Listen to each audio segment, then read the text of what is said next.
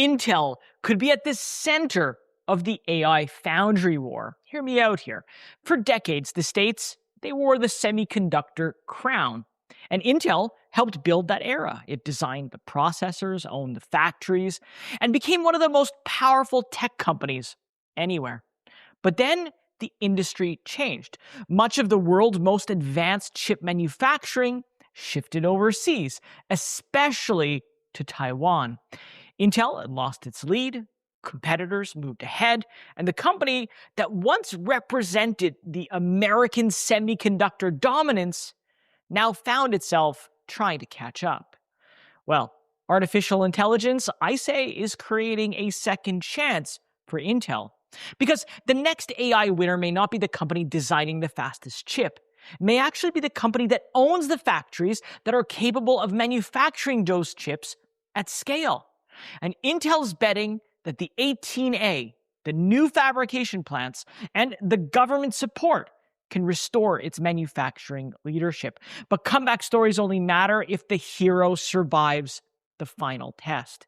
And that's why in this video, you're going to learn how Intel lost its silicon crown, why AI could get its path back, and how the success or failure of that comeback could affect Intel stock from here.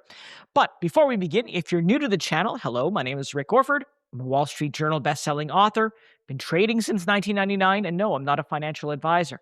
That's a good thing, because I'm right here with you, breaking down the numbers so retail investors like us can make smarter, more confident decisions with our money. I want to thank The Motley Fool for sponsoring this video.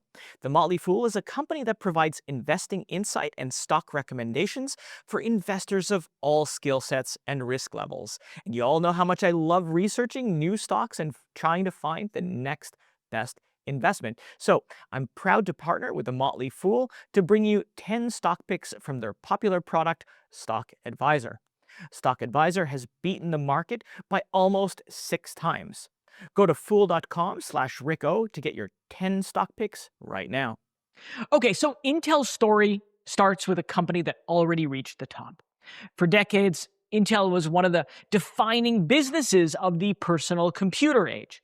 It designed its own processors, manufactured those chips in its own factories, and built an enormous advantage around controlling both sides of the business. And that model made Intel very powerful. But it also made the company vulnerable when the semiconductor industry began moving in a different direction. Technology companies started designing more of their own chips. Cloud providers wanted processors that were built for specific workloads. And of course, artificial intelligence, it created demand for specialized hardware instead of a single general purpose chip for everything. At the same time, foundries became increasingly important. A foundry manufactures the chips that are designed by someone else. So instead of selling only its own processors, a foundry can make chips for cloud companies, AI businesses, and tech companies that are building their own custom silicon. And that model helped a company called TSMC turn into one of the most important companies in the semiconductor industry. And Intel, of course, it struggled to keep pace. The company that once defined advanced manufacturing lost ground while rivals pushed ahead. Its process roadmap slipped, customers looked elsewhere, and Intel's reputation as the undisputed leader began to fade. And that's the world that Intel is trying to leave behind. And AI may actually be the call that pulls Intel into the next chapter.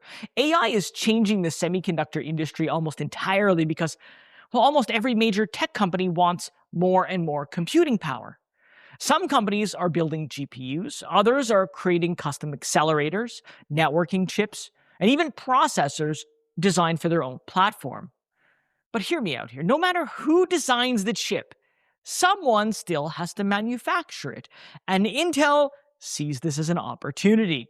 The company is trying to transform itself from a business that mainly designs and manufactures its own Intel processors into a global foundry that can build advanced chips for outside customers. This is a much bigger ambition than launching just the next CPU. Intel actually wants to become part of the industrial foundation underneath artificial intelligence. Now, before I go any further, I do want to give a shout out to my investing community. It's one of the fastest growing investing communities on YouTube, where we talk about things just like this, individual companies, and even options trading. Best part is it's completely free to join. Just scan the QR code on the screen or click the link in the description and I'll see you there. And this really matters because every comeback, it needs a point where the story either turns or ends. For Intel, that point is 18A. For years, semiconductor progress was measured by shrinking transistors. And this generally allowed chips to become faster and more efficient. But the challenge today is much more complicated. Manufacturers, well, they need to rethink transistor architecture. They have to rethink power delivery and production economics while still producing chips reliably at an enormous scale. Now, Intel 18A is the company's attempt to solve those problems through two major innovations: RibbonFET and PowerVia. So RibbonFET is Intel's next generation transistor architecture. It gives the company greater control over the flow of electricity through the chip itself. But PowerVia tackles an entirely different problem. Traditional chip designs route electrical power and data signals across the same side of the silicon. But as processors become more complex, that creates congestion and makes routing increasingly difficult. PowerVia moves power delivery to the backside of the wafer, and that frees more space for signals, it improves efficiency, and it reduces electrical interference. Now, on paper, this is exactly the type of technology that Intel needs today. But the semiconductor industry doesn't reward on ideas alone. It rewards execution. A manufacturing process can look impressive in a presentation and still fail as a business if it can't produce enough working chips at the right cost. And that's why yield matters so much. This is the percentage of chips that are produced that actually function correctly. So even a strong design can become financially unattractive if too many chips come off the production line that are, let's say, defective. And Intel doesn't simply want to prove that 18A works. It has to prove that the process can produce advanced chips consistently, efficiently, and profitably. And that's probably the first major test in the comeback. Intel's also invested heavily in the equipment that's needed for the next generation of manufacturing. The company's become one of the first to install and begin developing ASML's high-NA EUV lithography systems. These machines are designed to support even more advanced chip production. But owning the latest, greatest, newest, fanciest equipment isn't the same as mastering it.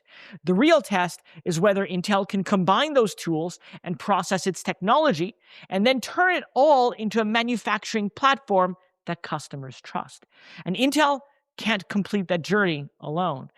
Every comeback is going to require allies. And in this case, those allies are customers that are willing to bet their chips on Intel's factories. And that's why AWS here matters. Going back a couple of years in 2024, AWS expanded its relationship with Intel around AI fabric chips that are built on the same process. Then in 2025, Microsoft announced plans to manufacture a custom chip using Intel 18A. And those announcements just prove that outside companies are at least willing to consider Intel as a manufacturing partner. But interest is only the beginning. A foundry relationship can last for years and decades. Customers invest heavily in chip design, testing, and integration.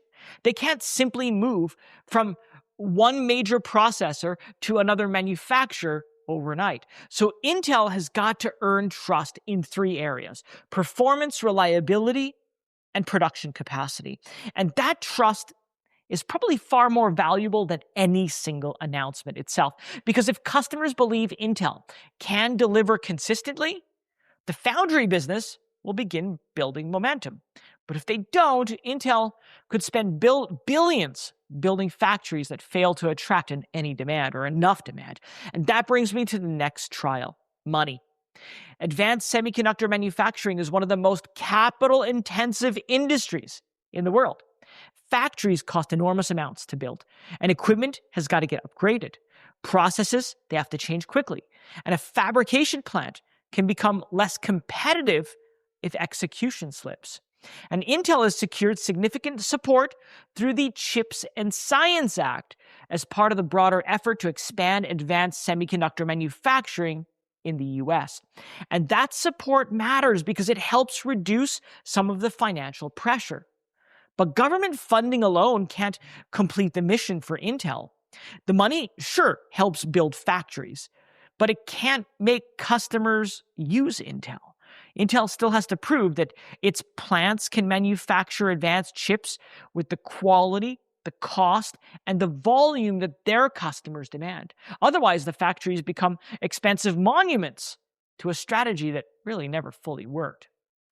Now, if you've been watching Intel stock but think right now just a little too expensive, but maybe you'd be happy to buy it 15 or 20% below where it trades today. If that's the case, check this video up here, because I talk about how you can sell a put option on a stock you want and get paid to wait for it to potentially fall to your price. And if it does, you get to buy the shares and you were paid to wait. And that brings me back to the stock itself. The comeback isn't only a corporate story, it's also a geopolitical one. Advanced semiconductors have become strategic infrastructure, right? Artificial intelligence, cloud computing, defense systems, and critical industries, they all depend on secure access to leading-edge chips. And today, much of the world's advanced semiconductor manufacturing capacity is still concentrated in Taiwan. And that concentration creates risk. Here, look, governments, they want more resilient supply chains. Technology companies want additional manufacturing options. The US wants to rebuild domestic capability in an industry that's tied directly to economic and national security. And Intel is trying to place itself at the center of that effort.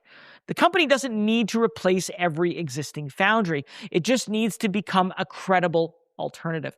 If Intel can offer advanced manufacturing inside the US, then it could become valuable not only because of the chips that it produces, but because of where those chips are made. And that gives Intel something that many semiconductor companies just don't have. And its turnaround aligns with a national priority, but national importance doesn't guarantee shareholder returns. And that's where the story reaches, well, let's just say its hardest point. Intel's entire comeback is going to depend on execution. It's got to prove that 18A can and will achieve competitive yields. It's got to prove that factories can operate efficiently at large production volumes. And it's got to prove that outside companies are willing to trust Intel Foundry with their most important products. Those are enormous challenges. And Intel is trying to regain ground while competitors are still moving forward. It's spending heavily before the foundry business is fully matured. And it's asking investors to believe that the company can compete in one of the most complex industrial transformations in modern manufacturing. That is the central conflict today that I have around Intel. I mean, Intel may be rebuilding one of the most important semiconductor platforms in the world, or it may spend years investing in capacity that produces disappointing returns. A strong technology roadmap doesn't automatically create a strong business. The company still has to turn engineering progress into sustainable revenue and, well, eventually profits. So I'm sure you want to know, what do I think? Well, I think that artificial intelligence is definitely creating a different kind of opportunity for Intel. And right now, investors are focusing heavily on the companies that are designing the most powerful AI chips. This all makes sense. But as more tech companies create their own processors, chip design may actually become more distributed. Manufacturing those designs at scale will remain extremely difficult. And that that could shift part of the semiconductors industry's competitive advantage away from owning one winning product and perhaps towards owning the industrial platform that's capable of producing many products for many customers. That's Intel's path back. The company may not need to design every winning AI chip. It may only need to become the trusted factory behind them. And that is a very different business from the Intel of the past. And I say it's potentially a much larger opportunity. Because if Intel Foundry succeeds, the company benefits from the growth of AI even when someone else designs the processor. That's the reward at the end of the journey. Intel would no longer be fighting only to regain its old identity. It would return as something new, a manufacturer serving its own products, outside customers, and the broader AI economy. But Intel hasn't completed that transformation yet. It's still in the middle of this gigantic test. The company does have the ambition, it has the government support, and of course it has the technology roadmap, but now it's just got to prove that it can deliver. But now I want to turn it over to you. Do you think Intel can complete this comeback and regain its place as a leader in advanced semiconductor manufacturing, or has it fallen just too far behind of TSMC? And before I go, did I get this right? Did I forget anything?